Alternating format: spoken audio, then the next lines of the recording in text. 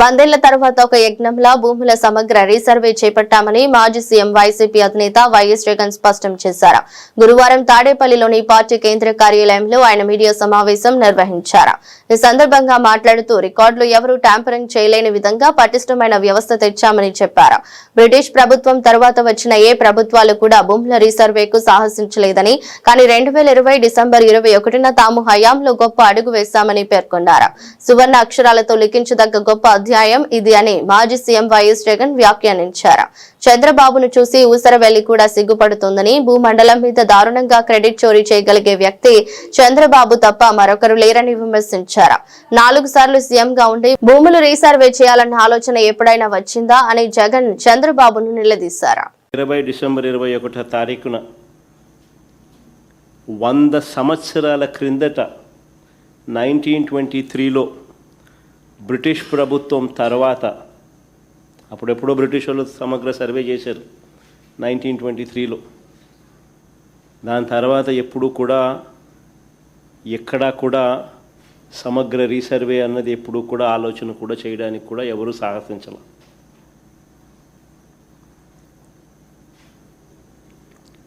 చెప్పిన మేరకు 2020 డిసెంబర్ 21వ తారీఖున 100 ఏళ్ల తర్వాత 1923లో బ్రిటిష్ ప్రభుత్వం తర్వాత సమగ్ర భూ సర్వే రికార్డ్స్ అన్నీ అప్డేట్ చేయడం, సిస్టమ్స్లోకి రిఫార్మ్స్ తీసుకొని రావడం మొదలుపెట్టి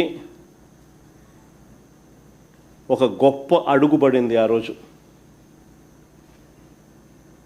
నిజంగా ఇది ఒక రాష్ట్ర ప్రభుత్వంగా ఒక సువర్ణాక్షరాలతో లిఖించదగ్గ ఒక గొప్ప అధ్యాయం ఇది. రీసర్వేతో, సమగ్ర రీసర్వేతో కూడిన ఈ సంస్కరణలు మేము చేసినది నిజంగా ఒక మహాయజ్ఞం లాంటిది. చెప్తా ఎందుకు అంత యజ్ఞం అనే పదం ఎందుకు వాడుతూ ఉన్నాను అని అంటే, ఒకసారి ఆ లోతు లేకపోతే మీతో పాటి ప్రజలందరికీ కూడా అర్థమవుతుంది అసలు ఎంత లోతుగా పోయాము అని. ఇది చెయ్యాలి అని అంటే ఎంత కష్టమైన పని అని కూడా అందరికీ అర్థమవుతుంది.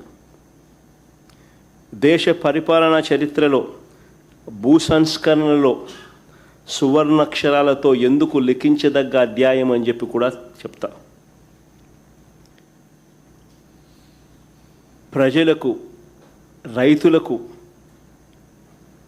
వివాదాలు లేని విధంగా,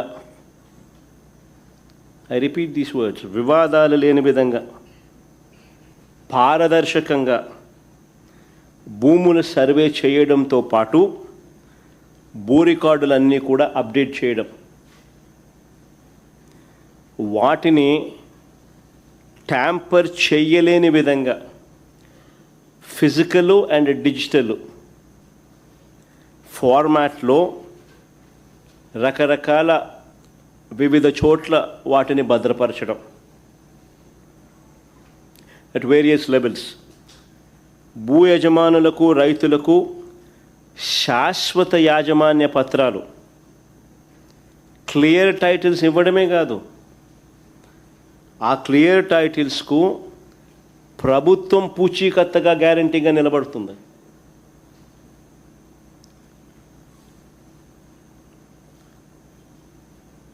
మోస్ట్ అడ్వాన్స్డ్ సెక్యూరిటీ ఫీచర్స్తో ఎవరూ కూడా ట్యాంపర్ చేయలేని విధంగా క్యూఆర్ కోడ్ను సైతం ఈ పాస్బుక్స్తో పొందుపరుస్తూ, క్యూఆర్ కోడ్ను సైతం పాస్బుక్స్లో పొందుపరుస్తూ, ఫిజికల్గా ఎవరైనా ట్యాంపర్ చేసే పరిస్థితి కూడా లేకుండా పట్టాదారు పాస్ పుస్తకాలు ఇవ్వడం జరిగింది. టైటిల్ మారినా కానీ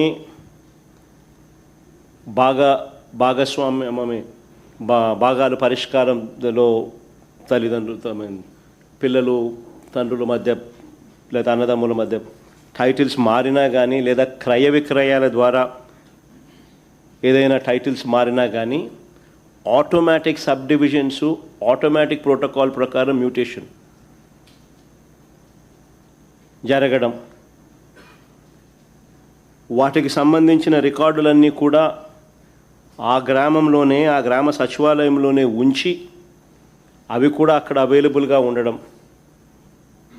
ఆ అప్డేట్ చేసి ప్రజలకు అందుబాటులో ఉంచడం, చివరికి గ్రామ సచివాలయాల్లోనే రిజిస్ట్రేషన్ ప్రక్రియ కూడా జరిగేట్టుగా కూడా చేయడం. ఇదొకటే కాదు, రియల్ టైమ్ అలర్ట్స్. మీరు ఏదైనా భూమి ఏదైనా మీరు అమ్మినా, మీకు భూమి ఏదైనా మీరు కొనుగోలు చేసినా, మీ భూమికి సంబంధించిన ఎక్కడైనా లావాదేవీలు ఎక్కడ ఏం జరిగినా, ట్రాన్సాక్షన్ జరిగినా మీకు రియల్ టైమ్ అలర్ట్స్ వస్తాయి మీ ఫోన్కు. రియల్ టైమ్ అలర్ట్స్తో మన గవర్నమెంట్ పోర్టల్ను అప్గ్రేడ్ చేయడమే కాకుండా రియల్ టైం డేటాతో దాన్ని అప్డేట్ చేయడం. నేను అడుగుతా ఉన్నా, దీన్ని మహాయజ్ఞం అని అంటారు.